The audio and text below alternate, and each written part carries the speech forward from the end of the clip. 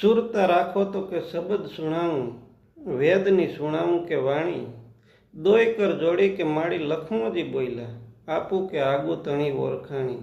સદગુરુ જ્યારે બોધ આપતા હોય ત્યારે જો શબ્દમાં જો આપણી સુરતા ના હોય તો સદગુરુનો બોધ જે છે એ ઠેકાણે ઠરતો નથી.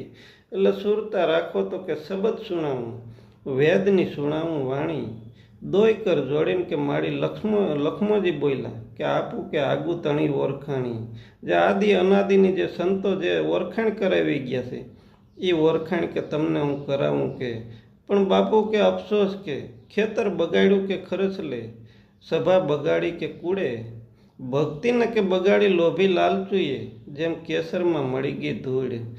ખેતર બગાડ્યું કે ખરચલે, ગમે એવો કિંમતી બિયારણ વાવ્યું હોય પણ જો ગરદણી નેદવાની સાડ ન રાખે તો એ કિંમતી બિયારણની કોઈ કિંમત રહેતી નથી ને ખેતર ભેરાઈ જાય છે.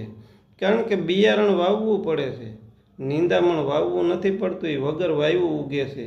એટલે એમ જે સદગુરુનો જે બોધ આપણને જે બુદ્ધિરૂપી ધરતીમાં જે સત્યરૂપી જે બીજ વાવ્યું છે એમાં જો અવગુણ રૂપી જો આપણે જો એક નીંદવાની સાડ, અવગુણોને જો નેદવાની સાડ ન રાખીએ, એને કાઢવાની સાડ ન રાખીએ તો એ સત્યરૂપી જે બોધ સદગુરુએ વાવ્યો છે એની કોઈ કિંમત રહેતી નથી. એટલે ખેતર બગાડ્યું ખરચલે, સભા બગાડી કૂડે, ગમે એટલા હજારો માણસની સભા ભરી હોય પણ એમાં એક માણસ જો કૂડો હોય તો એના ઝેરીલા શબ્દોથી એ સભાને કદાચને બગાડવી હોય તો બગાડી નાખે. એટલે ખેતર બગાડ્યું ખરચલે, સભા બગાડી કૂડે, ભક્તિને કે બગાડી લોભી લાલચુએ, જેમ કેસરમાં કે મળી ગઈ ધૂળ. ભક્તિને કેને બગાડી છે? લોભી લાલચુએ. મંદિરો બાંધવા, ભગવાનના નામ ઉપર ભીખ માગવી, મંડપો કરવા, પાઠ પ્રસાદીઓ કરવી, એ ભક્તિ નથી. અરે મંદિરો બાંધીને આ મંદિર તારું કે આ વિશ્વ રૂપાળું, સુંદર સર્જનહારા.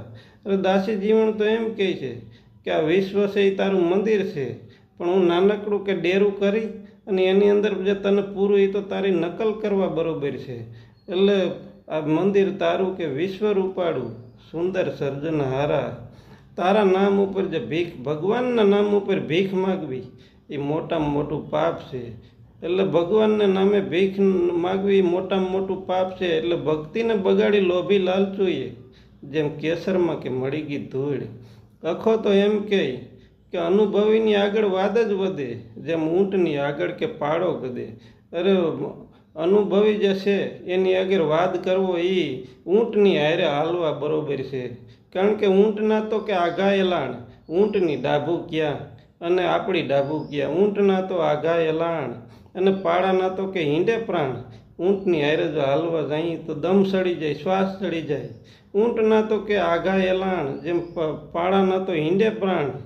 અરે સાગરની આગળ કે શું કરે કૂપ, સાગરની આગળ કે કૂપ શું ફૂલાય કે. હજારો જે કૂપ એટલે કૂવો, હજારો કૂવા એમાં સમાઈ જાય, એ સાગરની આગળ એ કૂવો શું ફૂલાય.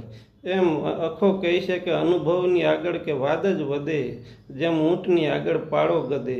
ઊંટ છે ને એ સદગુરુનું સ્વરૂપ છે.